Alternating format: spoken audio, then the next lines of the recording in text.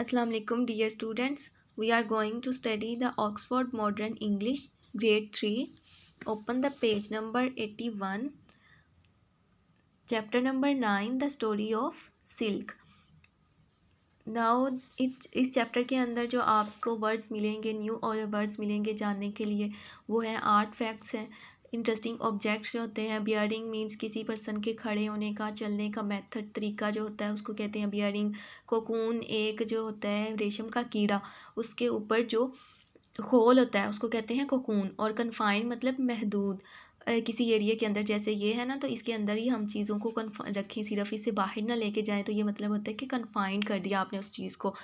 इसके बाद एलेबोरेट वाज़िया करना। एम्परर मींस बादशाह यानी हुक्मरान, और किंग होता है जो मैन्युफैक्चर्ड मतलब मेड करना, बनाना किसी चीज़ को। और वीवर मींस बुनना, यानी धागा लेके आपने किसी कपड़े को बनाया तो उसका मतलब है कि आपने वीविंग की है, आप उस चीज़ को बुन रहे हैं। वीवर मींस बुनना। अब इस चैप्टर के अंदर जो है आपको बताया जाएगा कि सिल्क की स्टोरी, कैसे सिल्क बनी, किसने इसको ईजाद किया और किस तरह इसको तरीका जो है वो हमें पता चला कि किस तरह हम इसको सिल्क को बना सकते हैं। अब चाइना के अंदर जो बादशाह होता है, चाइना का किंग, उसको कहते हैं एम्परर। तो ये एक एम्परर है यहाँ पर।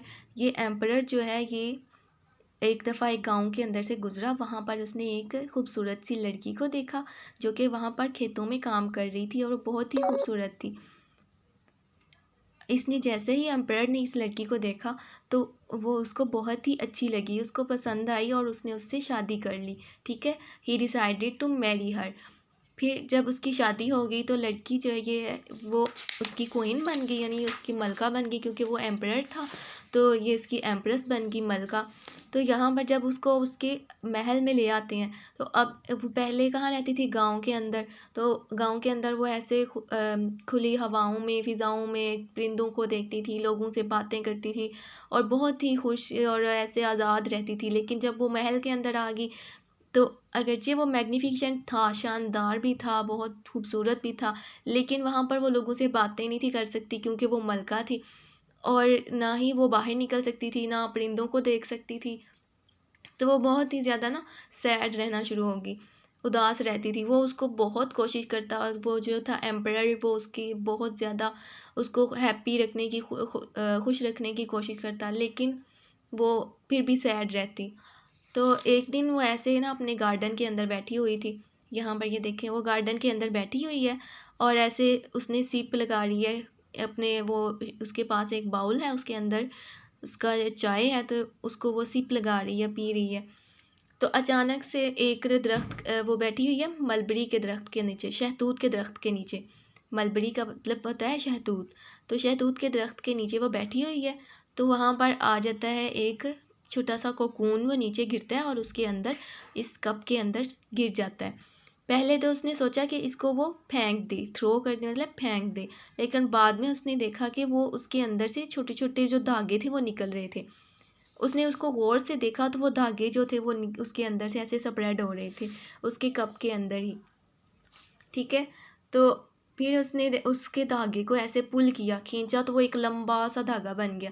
अब उसके जहन के अंदर एक आइडिया आया कि क्यों ना इससे धागे बनाए जाएं, और उसने अपने वर्कर्स को बुलाया। ठीक है, वर्कर्स को बुलाने के बाद उसने कहा कि ये सारे कोकून्स जो है ना वो सारे इकट्ठे करें। और जब सारे वर्कर्स ने आके वो कोकून्स इकट्ठे कर लिए तो उसको उसने गर्म पानी के अंदर डाला। जैसे गर्म पानी के अंदर डाला गया तो सारे जो धागे थे कोकून्स के ऊपर, वो थ्रेड थे, वो सारे जो थे वो सेपरेट सेपरेट हो गए। ठीक है, अब वो सेपरेट हो गए तो वहाँ पर जो है उसने सारे वो जो थे, एक वीवर मशीन मंगवाई, वीविंग मशीन मतलब धागा बुनने वाली मशीन मंगवाई, और उसको वहाँ पर यूज़ किया और यूज़ करके एक धागा बनाया और फिर उस धागे से सिल्क बनी हमारे पास। ठीक है, यहाँ पर हमारे पास इसका मेथड हमें पता चला कि जो है रेशम का कीड़ा होता है जो शहतूत के दरख्त के ऊपर रहता है और फिर वो कोकून बनाता है। कोकून बना के तो उधर से हम धागा उसका निकाल लेते हैं ऊपर से और फिर उसको वीविंग कर लेते हैं, उसको बुन लेते हैं और फिर हमारे पास सिल्क बन जाती है। अब यहाँ पर इन्होंने बना ली थी और फिर जैसे ही यहाँ पर सिल्क बन गई तो इसको अलाउ किया जाता था। जो एम्प्रेस होती थी ना, जो बड़े किंग के आगे जो महल के अंदर रहने वाली बड़ी मलकाएँ होती थी, उनको बस पहनाया जाता था ये सिल्क का कपड़ा, कोई और नहीं था पहनता। तो और यहाँ पर ये इतना ज़्यादा पसंद किया जाता था। और जिस country, China and Europe through Asia was called the silk route. और जिस रूट के ज़रिए ये यूरोप में जाता था, चाइना से यूरोप के अंदर भेजा जाता था, उस रूट को कहते हैं सिल्क रूट। ठीक है, सिल्क रूट उस रास्ते को कहते हैं जिसके ज़रिए चाइना से यूरोप के अंदर ये सिल्क भेजा जाता था। क्योंकि ये सिल्क बहुत अच्छा, आपको अभी भी पता है कि सिल्क कितना अच्छा लगता है कपड़ा। तो जब ये दूसरे कंट्रीज़ में भेजा जाता था तो वहाँ बहुत ही ज़्यादा पसंद किया जाता था। तो जिस रूट के ज़रिए इसको भेजा जाता उसको सिल्क रूट कहते हैं। फिर इसको सीक्रेट रखा गया। अब चाइना के लोग उन्हें पता चल गया था कि सिल्क इस तरह बनाई जाती है, सिल्क का कपड़ा इस तरह हम बना सकते हैं। लेकिन उन्होंने कहा कि कोई भी पर्सन जो है वो इसके सीक्रेट को रिवील नहीं करेगा, उसको ज़ाहिर नहीं करेगा, कि कोई दूसरा कंट्री इसको बनाना शुरू कर देगा, इससे दूसरे लोगों को भी पता चल जाएगा। तो उन्होंने किसी को इजाज़त नहीं दी कि आपने ये जो सीक्रेट है वो रखना है, और कभी भी किसी दूसरे कंट्री के पर्सन को बताना नहीं कि सिल्क कैसे बनाई जाती है। और जो प्रिंसेस थी, जब उनकी शादी होती थी तो उनको अच्छे तरीके से उनको समझाया जाता था कि आपने कभी भी ये सीक्रेट जो है वो ज़ाहिर नहीं करना, किसी को भी नहीं बताना। लेकिन कुछ सालों के बाद, बहुत 100 साल या 200 साल गुजरे, तो एक जो थी प्रिंसेस थी, उसने वो काम करना शुरू किया, ये सिल्क को बनाना, कोकून बनाना, और फिर वो सारा। तो वो बचपन से ही वो काम कर रही थी। और जब उसकी शादी हुई तो उस टाइम भी उसका जो था वो चाहती थी कि मैं ना सिल्क बनाऊं, और्स बनाऊं। लेकिन उसकी शादी किसी दूसरी कंट्री में होने जा रही थी। इसलिए जब उसकी शादी हुई तो उसकी हर चीज़ को चेक किया गया कि कहीं इसके पास कोई कोकून तो नहीं है कि ये लेकर जाएगी और फिर वहाँ पर सिल्क बनाएगी, इस तरह हमारा सीक्रेट खुल जाएगा वहाँ पर। तो उन्होंने इसकी सारी चेकिंग की, लेकिन उसके पास नहीं था। लेकिन उसकी ये, जैसे इन्होंने यहाँ पर हेयर का एक डिज़ाइन बनाया हुआ है ना, बिल्कुल ऐसे ही उन्होंने डिज़ाइन बनाया और उसके अंदर छुपा लिए कोकून।